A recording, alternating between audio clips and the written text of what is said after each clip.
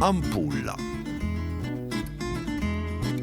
Per fare un'ampulla ti ci vuole un giummello in filo colorito, ed risore, una bottigliola in colla liquida, un'ampolla, una bella manata di lustrinelle, un pezzo di filo di ferro e un pezzo di carta appiccicatoia colorita. Disegna e stelle a carta appiccicatoia e tagliare quei risori. Attenti a rispettare i contorni. Appiccica e stelle annanta all'ampulla. Una da una parte, un'altra e una in cima.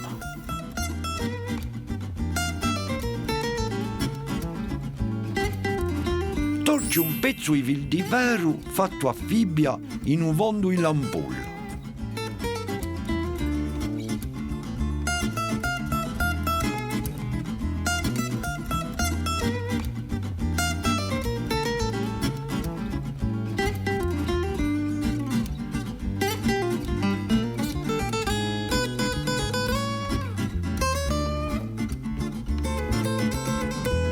Mettili in colla liquida annanta all'ampolla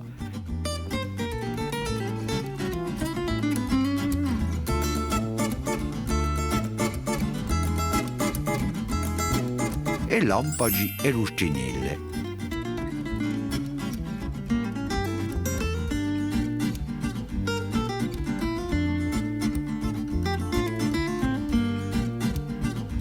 Caccia e stelle da un lescianne che avora.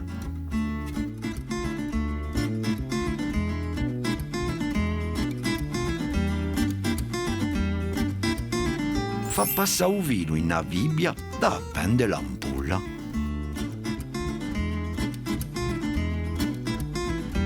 Ecco, egli è pronto. Allora va, tocca a te.